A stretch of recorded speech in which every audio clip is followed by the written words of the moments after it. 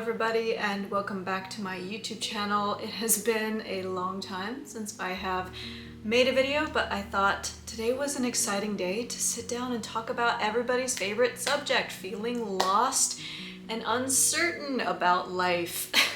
I know, I bet you can't wait for us to jump into this video, but there have been a lot of exciting things that have been coming together in my life lately, and it's all kind of amounted to me feeling for the first time in a long time that I actually kind of know where I'm going and what it is that I want to do with this life and the things I want to create. And I realized that it was because of the very topics in this video that I want to touch on that I arrived at where I currently am. So there's a lot I want to share with you in this video, but the central theme of it is about direction and being your own compass. I have made a video about this before that I think was titled "You Are the Compass," I think. But let's just jump into the video in general. I have started a Substack where I write articles and fragments. They're all part of something called the Folklore Library, which I will explain later, as well as other exciting updates. But this morning I wrote a piece called "The Compass, the Stars, and How to Come Home," book 22.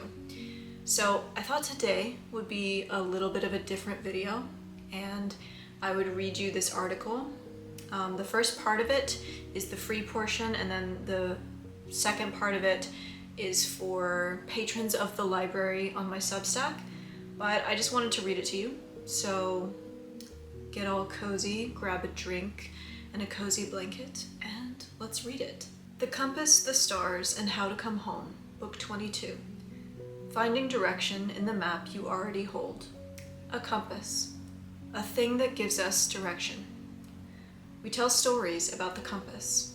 Its mechanism has been mythologized because it answers the age-old question, where do I go? And then takes us there. There are few things in this world that show us where to go and how to get there. Compasses, maps, signposts, the stars. Sailors once used them all. They knew where they were headed by watching the sky and trusting what they held in their hands. But there are truths we humans hesitate to confront. Am I alone in the world? And if not, then where do I go? What do I do? The same stars that guided ancient sailors still guide us now. The compass eternally directs us home.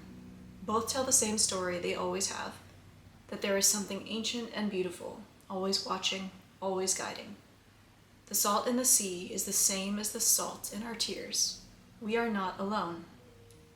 The compass speaks when we are aligned. The trick is learning how to listen. I cannot tell you where to go. I am not you. The paths I've walked and paved are mine alone. But I know this. There is a wisdom inside us all, a knowing that hums quietly, pointing us toward the next right step. People have told me that when they spend time with me, something shifts. Their path becomes clearer, questions rise, truths reveal themselves. I don't always offer answers, but I ask the kind of questions that stir remembering. I am a guide only because I have lived what I speak. I know direction in my bones. I've held lanterns in the dark until the dawn. My soul is a compass, my body the stars. And if there is one thing you must know, it is this. Being who you truly are is the compass. There is no trickery in that, no games, no lies. This is the truth I have come to over and over again. And no truth has ever felt more like relief, like home, like epiphany. Paint direction on your soul like a carapace. Ask the stars, ask the water, ask yourself. Because you are the compass that will carry you home. And this is the second part. I woke up today and checked threads as I almost always do. Last night I posted a collection of beautiful wax seals, each a bunch of brilliant colors and designs. I noticed that a lot of people said the compass was their favorite. I think there have always been symbols we love to write stories about, things we love to look to for answers because we sense that they know. The compass is one of them. Thousands of people have the compass tattooed on them. It's in countless works of art and stories. This is because the compass tells us where to go. As a whole, so many of us feel lost and directionless. So many of us wish we had something or someone to tell us where to go and what to do. The compass is a symbol of that kind of clarity, of that kind of answer. I don't think a lot of people realize that we already hold all of the answers within us at all times. That in truth, we don't need these instruments or symbols, but they do serve as a kind of tangible and cosmic reminder that we aren't alone. That there is help to be found in objects and people and events. That if direction can be crystallized in tangible form, surely we must find direction somewhere. That somewhere will always be within you. It will always be in being who you truly are.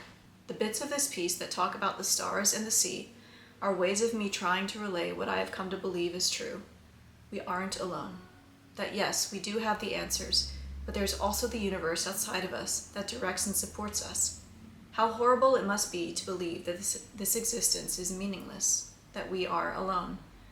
I believe the stars, the salt in our tears, our lungs that look like tree roots, our fingerprints that look like tree trunks, our eyes that look like nebulas, and so many more mirrors are clear signs that we are not alone, that we are the universe becoming aware of itself, and that universe is everything we are. Direction will look different for everyone. Not everyone needs a compass or markers or guidance. That is their guidance. That is their reality. This brilliant existence isn't an accident, and it isn't meaningless. It is everything and nothing. It is the sea and the desert. It is the loneliness and the expansion. It is everything. And we get to choose what that everything looks like every minute of every day. How this ties into what it is that I have arrived at is that everything that I've created on this YouTube channel, in the book that I wrote that came out last October, in these articles and fragments, my podcast, everything that I have as an offering that I create is all part of this place, I guess you could say, that's called the Folklore Library. If you want to know more, the Folklore Library will be linked down below. It's on Substack. I also have a podcast called Insert Wisdom, which, exciting news, I hit 1,000 downloads on that last night, and it's listened to in over 29 countries now.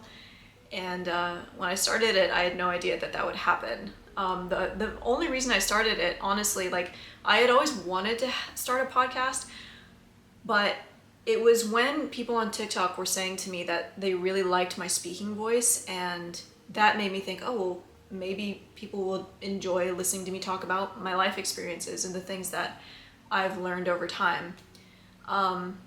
So it's always been a bit chaotic for me because I haven't known like where to put certain things. So the Folklore Library has become this overall umbrella for all of those things.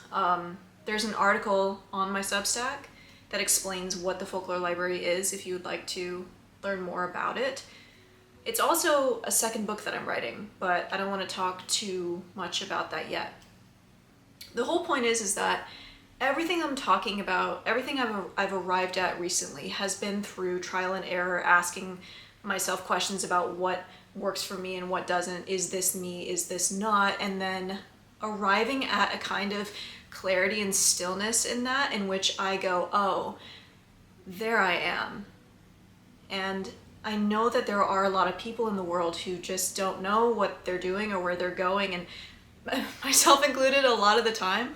But it's just a beautiful thing to feel like I've somewhat arrived at that, or at least there are markers that have followed me through my life that looking back, I'm like, oh, that's what that was. That's how I want to express, that's part of who and what I am. I also started an ambiance channel. If you've been wondering what this is behind me, it's my ambiance channel. I have 2 videos on there so far. It's also called the Folklore Library. Everything I'm talking about, I'll link in the description if you want to check it out. But it's just been really exciting because my ambiance channel, my Substack, my book, my podcast, my threads, everything that I'm putting out there is just part of this world that I feel like I'm creating, and I'm just really loving doing that, and I'm excited about it. That celebration prompted me to make me want to share this bit of writing on this topic, because I think it is something that a lot of people struggle with. And I hope that the things I create in the writing that I do helps people to feel seen or reoriented on their path in some way. But yeah, I guess that's all I have for you today in this video. Thank you so much for watching. Don't forget to check out my book that is available on Amazon, and all the things I mentioned in this video. I can't wait to continue on this path and to keep creating, and I hope that you will be a part of that journey. So, thank you so much for watching, and I will see you in the next video. Bye.